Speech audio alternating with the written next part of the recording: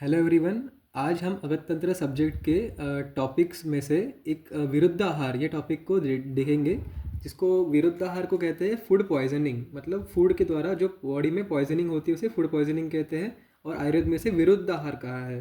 तो स्टार्ट करते हैं। स्टार्ट करने से पहले आपसे एक मैं रिक्वेस्ट करूँगा कि प्लीज़ हमारे चैनल को सब्सक्राइब कीजिए और बेल आइकन को प्रेस कीजिए।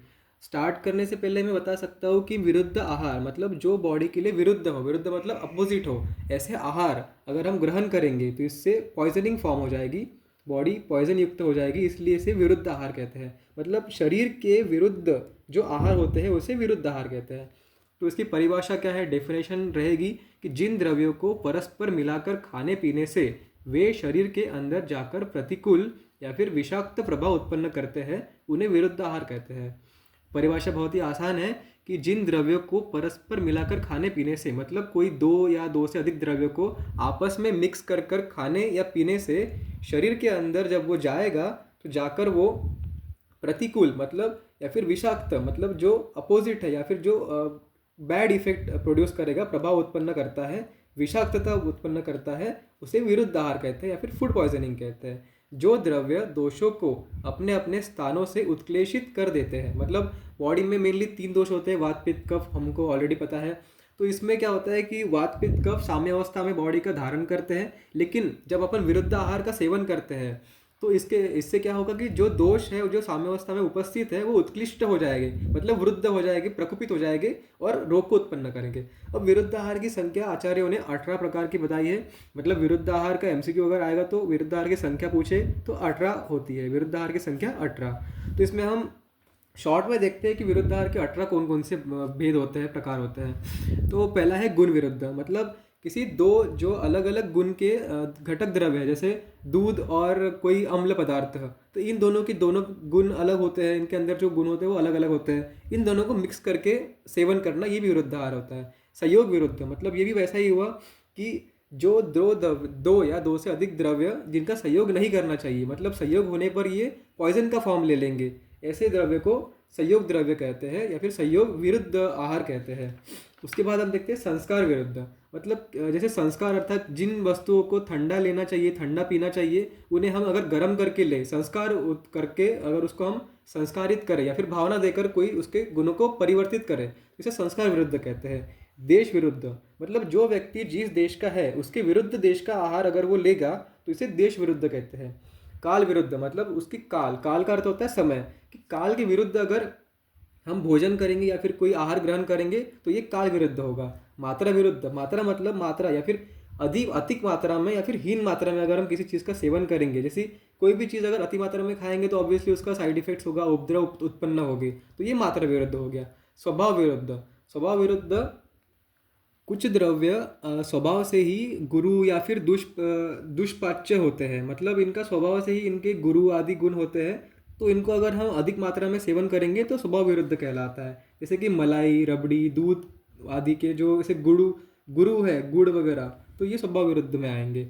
अग्नि विरुद्ध मतलब हमारी कोष्ठ की अग्नियाँ बताई है कि मेनली 3 प्रकार की अग्नियाँ होती है और एक चौथी होती है एक सम अग्नि।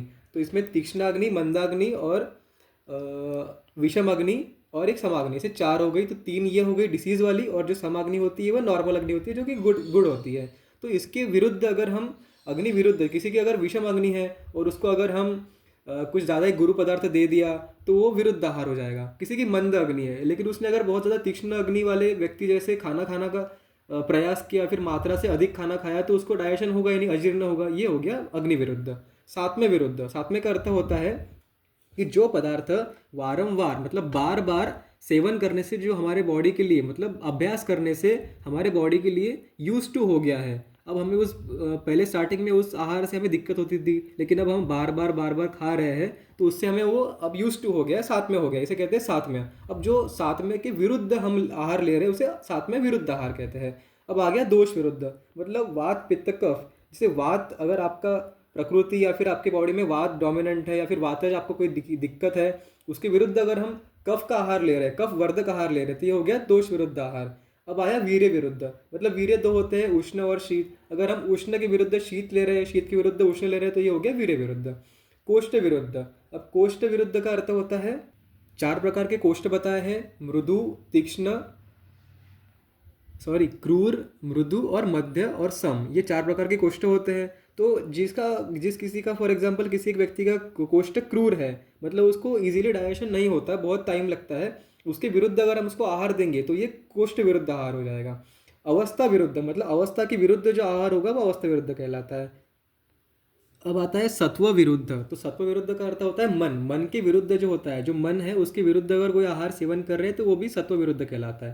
पाक विरुद्ध, जिन द्रव्यों का प्रॉपरली पकाया नहीं गया हो या फिर पाचन नहीं हुआ हो, मतलब उसको प्रॉपरली अग्नि के द्वारा पकाया ना गया हो, उनको अगर हम खा लेते हैं तो ये पाक विरुद्ध कहलाता है।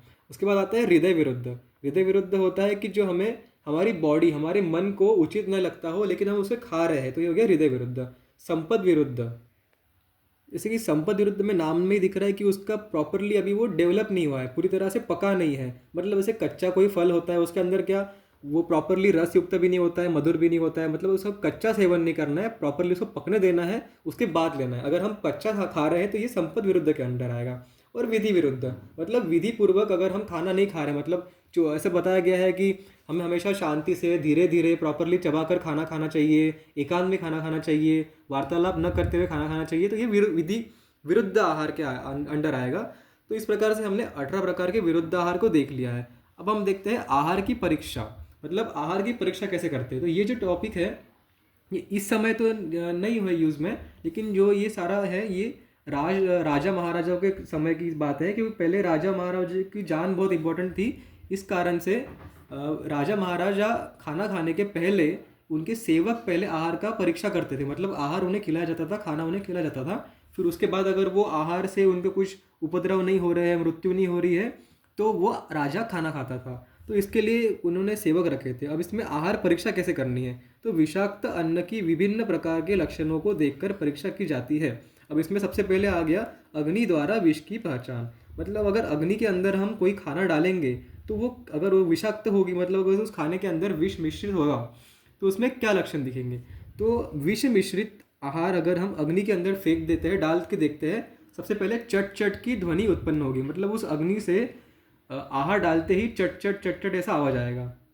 दूसरा है कि अग्नि का स्वरूप मयूर कंठ सदृश होगा, मतलब मोर के कंठ, मतलब उसके गले के सदृश जो है नील आभा युक्त जैसा होगा, मतलब नीले कलर का सदृश होगा अग्नि का स्वरूप। अग्नि की लपटें विभक्त तथा धुआं तीक्ष्ण होगा, मतलब अग्नि की लपटें विभक्त होगी और जो धुआं निकलेगा वो बहुत मात्रा में निकलेगा, मतलब तीक्ष्ण धुआं निकलेगा। आग शीघ्र ही बुझ जाती, मतलब जैसे ही हम विष युक्त आहार उसके अंदर आग के अंदर डालेंगे तो अग्नि थोड़ी देर प्रज्वलित रहेगी, फिर एकदम से बुझ जाएगी। इसके बाद हम देखते हैं अग्नि के द्वारा देख लिया। अब देखते हैं सेकंड, विभिन्न पशुओं द्वारा विष की पहचान। अब पशुओं के द्वारा विष की पहचान के लिए सबसे पहले हम पशुओं को खाना खिलाएंगे, मतलब देखेंगे कि ये खाना विष युक्त है या नहीं। अगर वो खाना विष युक्त होगा तो पशु क्या क्या लक्षण उत्पन्न करेंगे। तो अगर हम माक्षिक या काक इन दोनों को विष युक्त आहार खिलाएंगे तो उनकी तुरंत मृत्यु हो जाएगी। चकोर पक्षी को अगर हम विष युक्त आहार खिलाएंगे तो उसकी आंखों का रंग विकृत हो जाता है, मतलब जो उसका नेचुरल आंखों का कलर है वो चेंज हो जाएगा। जीवक पक्षी को अगर हम विष युक्त आहार खिलाएंगे तो उसकी मृत्यु हो जाएगी। अब हम देखते हैं कि अभी तो हमने 3 जो पहले देखे थे वो उनको खाना खिलाने के बाद क्या हो रहा था, लेकिन अब हम देखते हैं कि उनको सिर्फ देखने मात्र से, मतलब विष युक्त आहार को देखने मात्र से क्या क्या चेंजेस दिखेंगे कौन कौन से पशुओं में, वो देखते हैं। कि कोयल अगर विष युक्त आहार देख लेगी, अगर खाएगी नहीं, सिर्फ देख लेगी, तो उसका स्वर विकृत हो जाएगा, मतलब उसका आवाज़ विकृत हो जाएगा। क्रोंच पक्षी अगर देख लेगा तो उसको हर्ष उत्पन्न होगा। हर्ष उत्पन्न का अर्थ होता है उसको खुशी नहीं होगी, लेकिन वो बेचैन हो जाएगा, इधर उधर उड़ने का प्रयास करेगा, तिलमिला जाएगा। उसके बाद होता है मयूर। मयूर को अगर मतलब मोर प्रसन्न हो जाएगा। प्रसन्न का अर्थ यही हुआ कि हर्ष का मतलब वो इधर उधर भाग दौड़ करेगा, इधर उधर देखेगा, बार बार ऐसा लगेगा कि उसको बेचैनी सी हो रही है, ऐसा लगेगा। उसके बाद तोता और मैना रुदन करेंगे, मतलब रोना शुरू कर देंगे। हंस पक्षी जो है अगर विषयुक्त आहार देख लेगा तो उसको अधिक बोलना, मतलब बोलने का अर्थ यहाँ से होता है कि जो हंस पक्षी आवाज़ निकालता है ऐसे कू कू वाला, तो वो ज़्यादा मात्रा में आवाज़ निकालेगा, बार बार कंटिन्यूसली आवाज़ निकालेगा कू कू कू कू। और उसके लास्ट में 9वें नंबर पे आया बंदर। तो बंदर अगर विषयुक्त आहार देखता है तो वो अपना मल त्याग कर देता है। इसके बाद हम देखते हैं विषाक्त भोजन से उत्पन्न भाप द्वारा पहचान, मतलब उसकी जो स्टीम निकलेगी उसके द्वारा पहचान कर सकते हैं। अगर विष युक्त भोजन है तो उसकी जो भाप है, जो वाष्प है, उसको सूंघने से हृदय में वेदना होगी, मतलब हृदय में पेन होगा, शिरों में वेदना होगी, मतलब सिर में वेदना होगी, तथा दृष्टि विकृत हो जाएगी।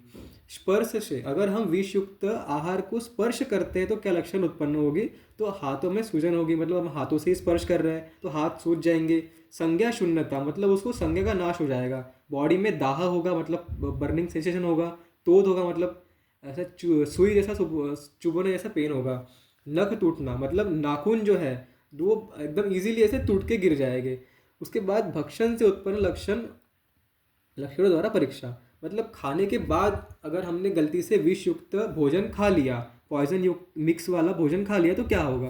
तो ओष्ठों में चिमचिमाहट, मतलब जो अपने ओठ है, मतलब लिप्स है, उसमें चिमचिमाहट होगी। जीवा शोथ युक्त होगी, मतलब जो टंग है उसमें स्वेलिंग होगी। और ऐठन युक्त होगा, मतलब ऐठन मतलब क्रैम्प्स जैसा, मरोड़ जैसा लगेगा।